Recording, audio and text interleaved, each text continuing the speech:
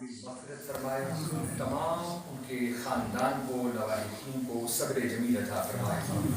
اس بابرکت محفل کا باقاعدہ آغاز اللہ کے پاک کلام سے کیا جاتا ہے۔ میں ملتمس ہوں ہماری مسجد کے امام حضرت مولانا حافظ قاری ذوالفقار احمد صاحب سے آپ تشریف لائیں اور آیات بینات سے اس بابرکت محفل کا آغاز فرمائیں۔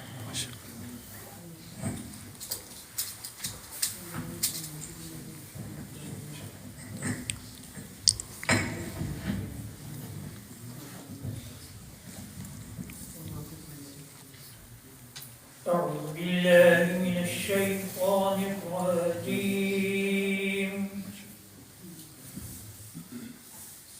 بسم الله الرحمن الرحيم.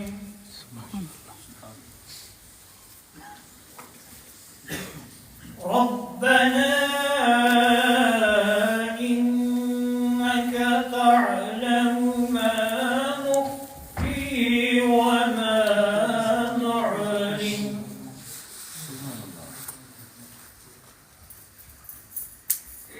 وما يخفى على الله من شيء في الأرض ولا في السماء.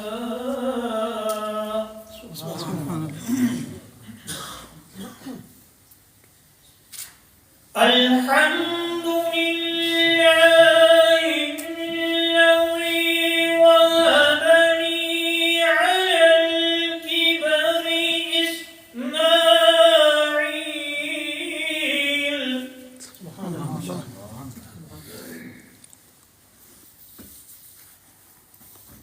على الكبر إسماعيل وإسحاق. سبحان الله ما شاء الله. إن ربي لسميع الدعاء. ما شاء الله ما شاء الله ما شاء الله سبحان الله. رب اجعلني مقيم الصلاة ومن ذريتي. ما شاء الله سبحان الله سبحان الله. ربنا وتقبل دعاء. سبحان الله ما شاء الله. ربنا اغفر لي ولوالدي وللمؤمنين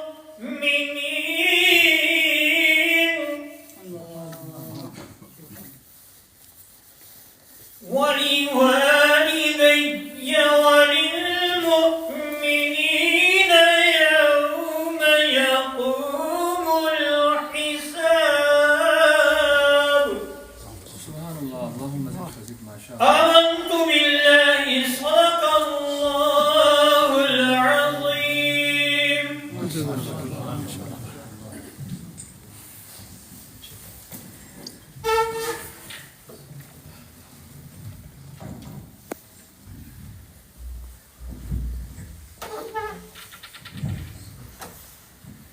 ایک دفعہ درود پڑھ لیجیے، اللہم صل علی سیدنا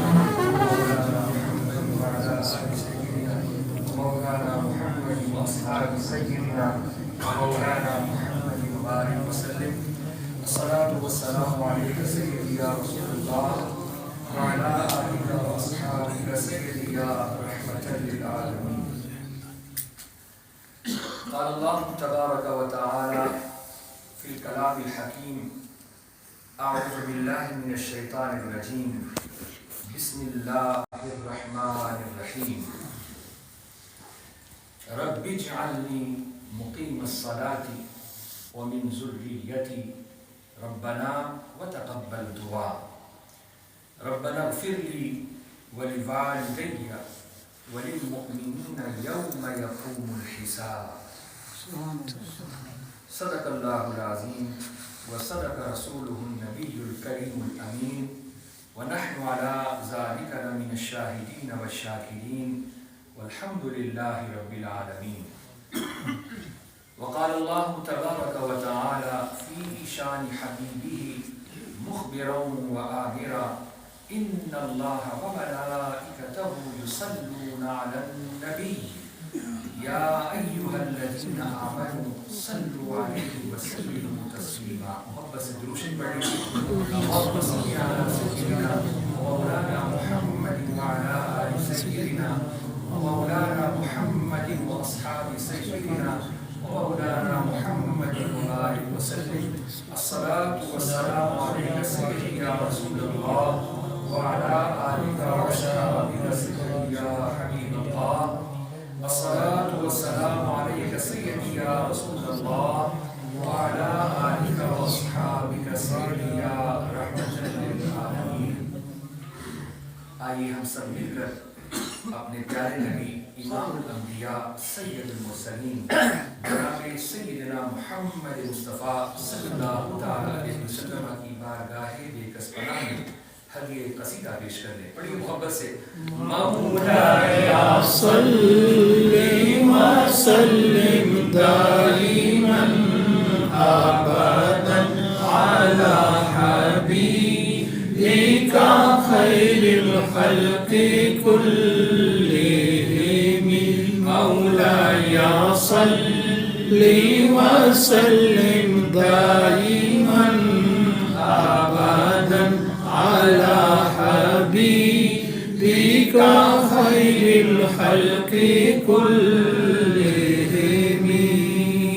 محمد سيد الكونين والثقلين والفريقين من عرب ومن عجم. مولاي صل وسلم دائما ابدا على حبيبك خير الخلق كلهم. يا ربي بالمصطفى بلغ مقاصدنا. يا ربي بالمصطفى بلغ مقاصدنا واغفر لنا ما مضى يا واسع الكرم. مولاي صل وسلم دائما ابدا على حبيبك خير الخلق كلهم صلى الله عليه وسلم. نہایت ہی واجب الاحترام معزز اور محترم سامعین کرام، میں نے آپ کے سامنے کلام حکیم کی سورہ ابراہیم سے ایک آیت کریمہ جو بڑی ہی معروف ہے، جس کو ہم اکثر اپنی نماز میں پڑھتے ہیں، اس کی تلاوت کا شرف حاصل کیا.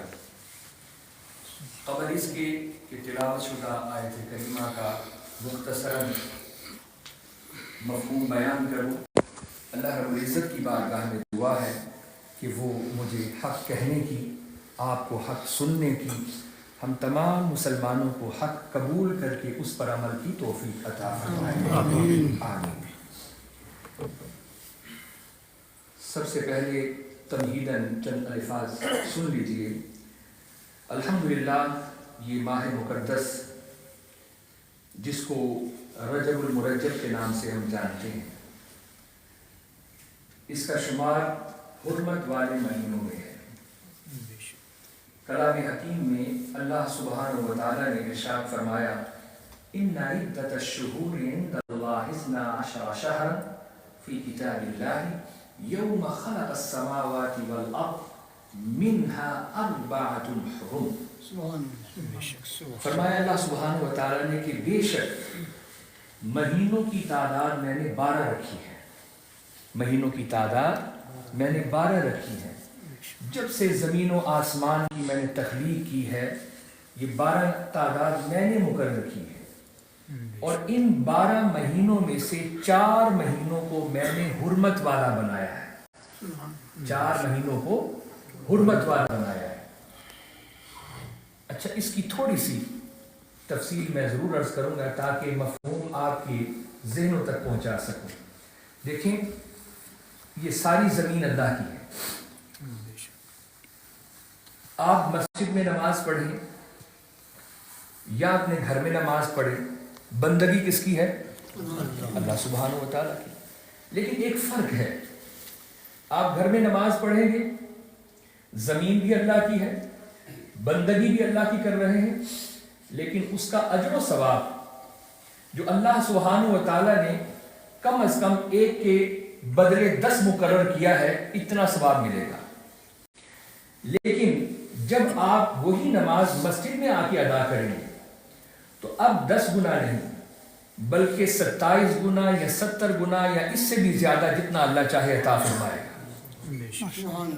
اس لیے کہ یہ زمین کا ٹکڑا جس کو ہم نے مسجد کہا ہے، اب یہ دوسرے زمین کے ٹکڑوں سے ممتاز ہو گیا۔ اب یہ ہمارے گھر والی زمین نہیں رہی، یہ باہر جو گلی ہے یا سڑک ہے اس طرح کی یہ زمین نہیں رہی، بلکہ اب یہ زمین کا ٹکڑا خاص ہو گیا ہے، اس لیے کہ اس کو ہم نے مسجد قرار دیا ہے، یہ اللہ کا گھر بن گیا۔ اس وجہ سے اس زمین کے ٹکڑے پر جب آپ کوئی نیکی کریں گے تو اس کا اجر و ثواب بڑھا دیا جائے گا۔ اسی طرح میرے بھائیوں، پوری زمین اللہ کی ہے، لیکن اس پوری زمین میں جو زمین کا سینٹر ہے جس کو ہم مکہ المکرمہ اور خاص کعبۃ المشرفہ کہتے ہیں، اس حصے کو اللہ سبحانہ و تعالیٰ نے حرمت والا حصہ قرار دیا ہے۔ فرمایا یہ جو زمین کا ٹکڑا ہے، یہ زمین کا ٹکڑا کیا ہے؟ حرمت والا۔ اب آپ عابدین کے اندر نماز پڑھیں یا دیگر کسی مسجد میں نماز پڑھیں، پاکستان کی کسی مسجد میں نماز پڑھیں، تو اجر و ثواب کیا ملے گا؟ 27 گنا یا 70 گنا، یہ جتنا اللہ سبحانہ و تعالیٰ چاہے۔ لیکن یہی نماز جب آپ حرم شریف میں پڑھیں گے، جس زمین کے ٹکڑے کو اللہ تعالیٰ نے حرمت والا قرار دیا، تو اب اس کا ثواب 27 گنا 70 گنا نہیں ہوگا، بلکہ فرمایا کم از کم 1,00,000 گنا ہوگا۔ ایک نیکی کا اجر و ثواب 1,00,000 یا اس سے بھی زائد جتنا اللہ سبحانہ و تعالیٰ چاہے، لیکن کم از کم فرمایا کہ 1,00,000 گنا بڑھا دیا جائے گا۔ کیوں؟ وہ زمین حرمت والی زمین ہے۔ اس لیے ہم اس مسجد کو کیا کہتے ہیں؟ مسجد حرام، بیت اللہ شریف۔ ایک روزہ رکھا، 1,00,000 روزوں کے برابر ثواب۔ اللہ کی بارگاہ میں کوئی صدقہ و خیرات کیا، 1 ریال 1 یورو دیا، 1,00,000 ریال 1,00,000 یورو کے برابر صدقہ خیرات کرنے کا ثواب ہے۔ ایک نماز پڑھی، 1,00,000 نماز پڑھنے کے برابر ثواب ہے۔ میرے بھائیوں، اسی طرح اللہ سبحانہ و تعالیٰ نے 12 مہینوں میں سے 4 مہینوں کو حرمت والا کہا ہے۔ اب آپ سمجھ گئے یہ حرمت والا کیا ہے؟ وہ حرمت والے مہینے کون سے ہیں؟ نبی کریم صلی اللہ تعالی وسلم نے فرمایا 3 مہینے جو آپس میں جڑے ہوئے ہیں، ذی القعدہ، ذی الحجہ اور محرم، یہ 3 مہینے ہیں جو آپس میں جڑے ہوئے ہیں، اور 1 مہینے کو جدا رکھا، اور وہ مہینہ ہے یہ رجب المرجب جو اس وقت ہم پر سایہ فگن ہے۔ اسی مہینے میں نبی کریم صلی اللہ تعالی علیہ وسلم کو اللہ سبحانہ و تعالی نے اپنے حریم ناز میں بلایا، عرش کی بلندیوں پر بلایا، اور عظیم الشان اور فقیر المثال معجزہ معراج سے نوازا۔ الحمدللہ۔ تو یہ وہ بابرکت مہینہ ہے جس کو حرمت والا مہینہ قرار دیا۔ میرے معزز اور محترم سامعین کرام، اس حرمت والے مہینے میں ہم جو بھی نیکی کریں گے، چاہے اس کا تعلق جسمانی ہو، بدنی ہو، جیسے نماز ہے، جیسے روزہ ہے، یا اس کا تعلق مال کے ساتھ ہو، جیسے زکوٰۃ ہے، صدقات و خیرات ہے، اجر و ثواب اللہ سبحانہ و تعالیٰ بڑھا دیں گے۔ الحمدللہ۔ اور میرے معزز اور محترم سامعین کرام، ایک چھوٹا سا جملہ عرض کر کے پھر آج کی محفل کے حوالے سے چند گزارشات عرض کر کے اپنی بات مکمل کروں گا۔ چونکہ یہ مہینہ خاص ہے نبی کریم صلی اللہ تعالی علیہ وسلم کے معجزہ معراج کے ساتھ، اور آقا کریم علیہ السلام کا یہ ایسا معجزہ ہے جس کے اندر بے شمار واقعات رونما ہوئے، اور اللہ سبحانہ و تعالیٰ کی بڑی بڑی نشانیوں کا آپ نے مشاہدہ فرمایا، جیسا کہ اللہ تعالیٰ نے قرآن پاک میں فرمایا لِنُرِيَهُ مِنْ آيَاتِنَا سبحان الذي اسرى بعبده ليلا من المسجد الحرام الى المسجد الاقصى الذي باركنا حوله لنريه من آياتنا. یہ جو آپ کو میں نے معجزہ معراج کر دیا ہے اور یہ جو سیر کرائی ہے، اتنا لمبا سفر کروایا ہے، کیوں؟ فرمایا اس لیے کہ میں اپنی قدرت کی بڑی بڑی نشانیاں آپ کے سامنے کھول کر رکھوں اور آپ وہ نشانیاں اپنی امت کو بتائیں تاکہ ہماری اصلاح ہو. میرے معزز اور محترم سامعین کرام، میرے اور آپ کے کریم آقا علیہ السلام کی زبان حق ترجمان سے جو لفظ بھی نکلتا ہے وہ حق اور سچ ہوتا ہے، اس پر ہمارا ایمان اور یقین ہے. میرے رب نے اس پر مہر تصدیق سخت یوں فرمایا وما ينطق عن الهوى ان هو الا وحی یوحی، کہ میرا محبوب تو اپنی مرضی سے کلام ہی نہیں کرتا، زبان پر لفظ تو اس کے ہوتے ہیں لیکن پیچھے رضا میری ہوتی ہے. تو نبی کریم صلی اللہ تعالی علیہ وسلم نے فرمایا کہ جب میں معراج کے سفر پر تھا اور اللہ سبحانہ و تعالی نے جنت کو بھی میرے سامنے رکھا، میں نے جنت کو بھی دیکھا اور میں نے جہنم کو بھی دیکھا، اور جہنم کے اندر جو عذاب ہو رہے تھے وہ بھی میرے سامنے تھے. فرمایا کہ میں نے ایک قوم کو دیکھا جن کے سروں کو پتھروں سے کچلا جا رہا ہے، بھاری پتھر ان کے سر پر لگتا ہے اور سر پچک جاتا ہے، کچھ دیر گزرتی ہے وہ سر پھر سلامت ہوتا ہے، فرشتے پھر پتھر اٹھاتے ہیں اور پھر مارتے ہیں. یہ تکلیف مسلسل ان کو ہو رہی ہے. کریم آقا علیہ السلام نے جبریل امی سے پوچھا اے جبریل بتاؤ تو صحیح یہ کون ہے اور ان کے ساتھ یہ کیا معاملہ ہو رہا ہے، یہ سزا ان کو کیوں مل رہی ہے؟ تو جبریل امی نے کہا یا رسول اللہ صلی اللہ علیہ وسلم یہ وہ لوگ تھے کہ جن کے کانوں میں اللہ اور اللہ کے رسول آپ کی سنائے جاتی تھیں، ان کو دعوت دی جاتی تھی خیر کے کاموں کی، فرض کے لیے بلایا جاتا تھا، لیکن یہ اس کان سے سنتے تھے اس کان سے نکال دیتے تھے، اور ان پر خیر کا کام کرنا بڑا بوجھل ہو جاتا تھا. گھنٹوں ان محفلوں میں بیٹھتے تھے بڑی آسانی سے جن میں لغویات ہوتی، ادھر کی بات ادھر کی بات، اس کی غیبت اس کی غیبت، ان کے ذہنوں پر ان کے دماغوں پر ان کے سروں پر یہ بوجھ نہیں ہوتا تھا، بڑی آسانی سے کئی گھنٹے گزار لیتے. لیکن جب مسجد میں آتے اور رب کا پیغام ان کو سنایا جاتا تو ان کے سر بوجھل ہو جاتے کہ کب ہم یہاں سے نکلیں. آج اللہ سبحانہ و تعالیٰ ان کو یہ سزا دے رہے ہیں، اور میرے بھائیو جو جہنم کی سزا ہے وہ بہت سخت ہے، بہت سخت ہے. اللہ سبحانہ و تعالیٰ ہم سب کو اس سے محفوظ فرمائے.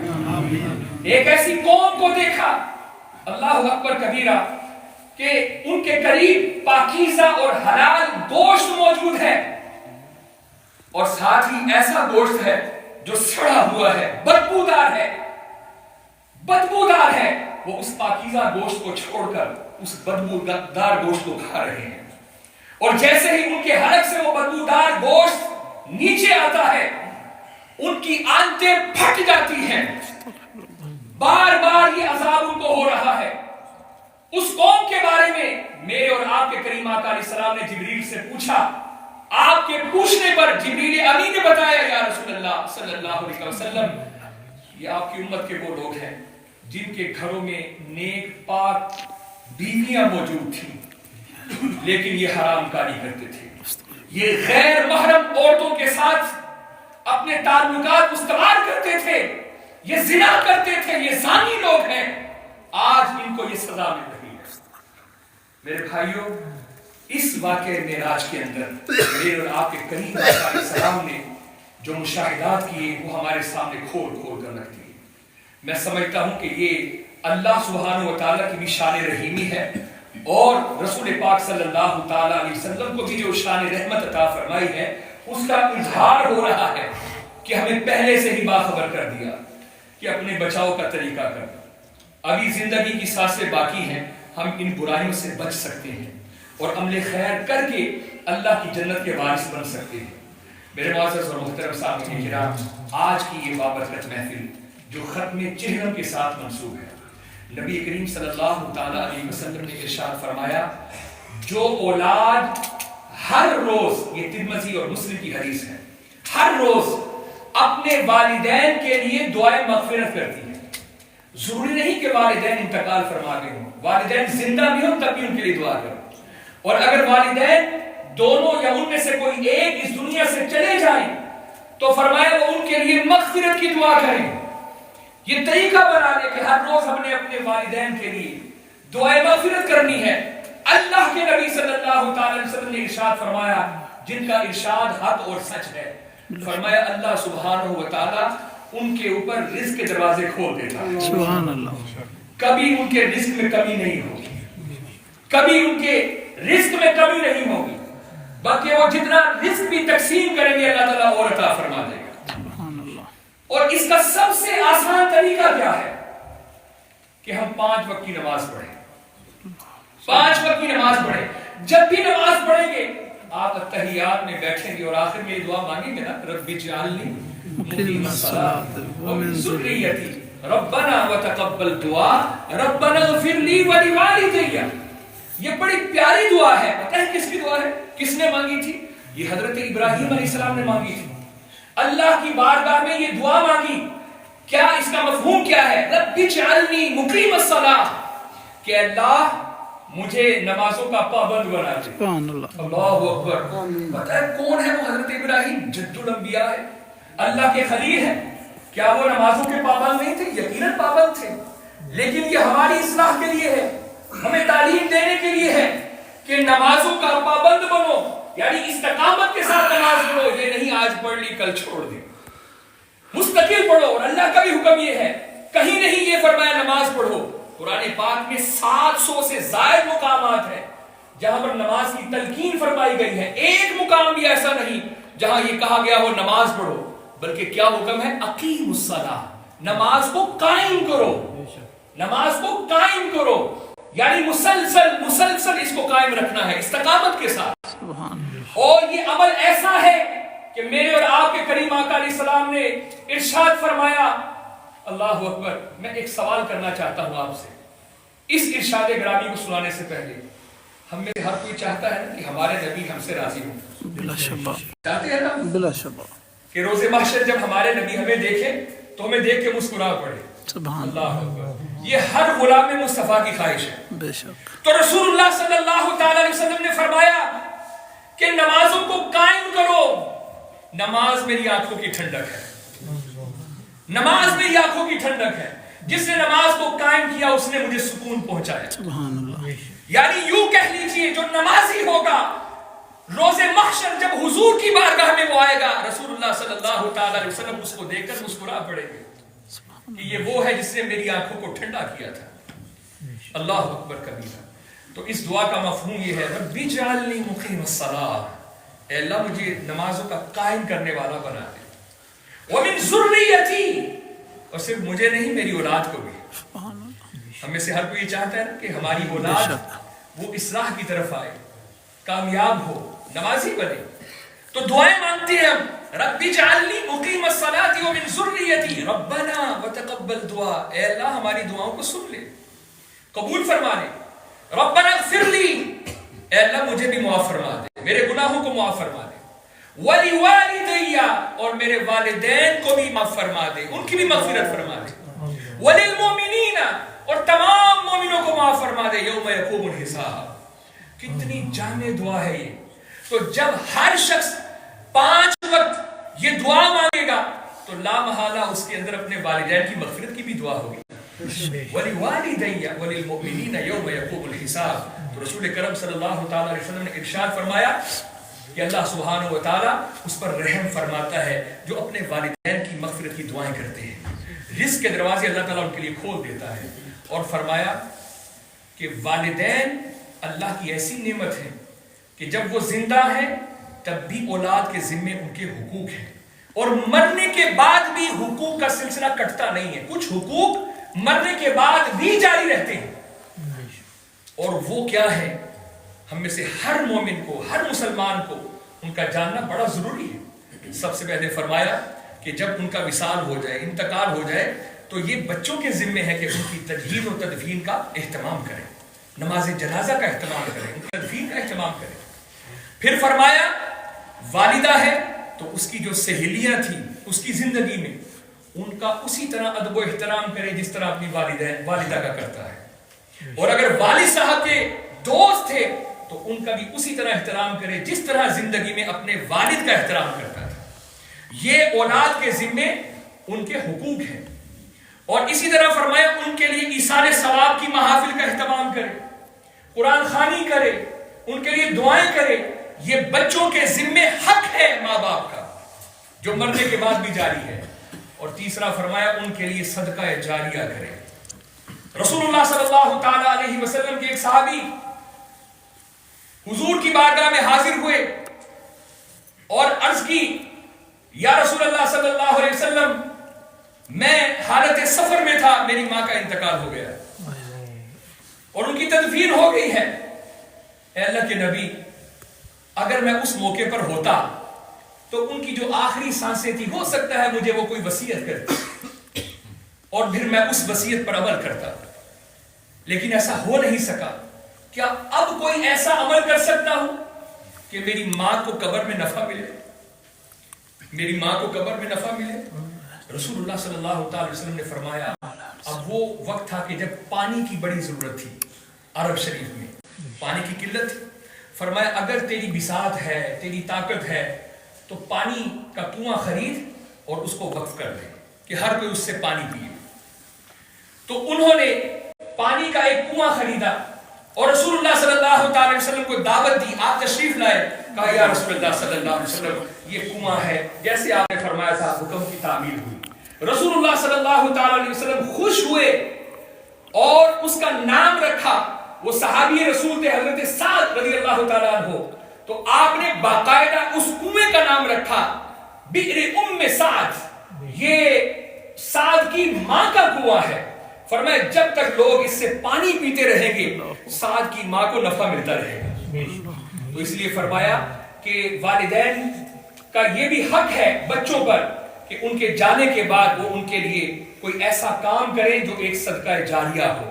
اللہ سبحانہ و تعالیٰ کی بارگاہ میں ہم دعا کرتے ہیں، پروردگار عالم ہم سب کو جو کچھ میں نے کہا ہے مجھے بھی اس پر عمل کی توفیق عطا فرمائے، اور آپ جو سامعین ہیں اللہ تعالیٰ آپ کو بھی عمل کی توفیق عطا فرمائے.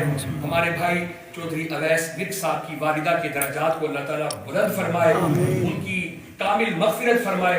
جتنے بھی میرے بھائی یہاں پر تشریف فرما ہے جن کے والدین حیات ہیں اللہ تعالیٰ ان کو زندگی عطا فرمائے، صحت عطا فرمائے، اور جن کے والدین اس دنیا سے انتقال فرما گئے ہیں اللہ سب کی مغفرت فرمائے. وآخر دعوانا الحمدللہ رب العالمین. ہم سب کھڑے ہوتے ہیں، حضور کی بارگاہ میں سلام پڑھتے ہیں اور اس کے بعد پھر دعا کرتے ہیں. بڑی محبت سے یا نبی سلام علیکہ، یا رسول سلام علیکہ، یا حبیب سلام علیکہ، صلوات اللہ علیکہ. ایھا المبعوث فینا جئت بالامر المطاع، جئت شرفت المدینہ، مرحبا یا خیر داعی. یا نبی سلام علیکہ، یا رسول سلام علیکہ، یا حبیب سلام علیکہ، صلوات اللہ علیکہ. میرے آقا کملی والے، میرے آقا کملی والے، میرے دل میں رہنے والے، میرے دل سے اب نہ جانا، اے عظیم شان والے. یا نبی سلام علیکہ، یا رسول سلام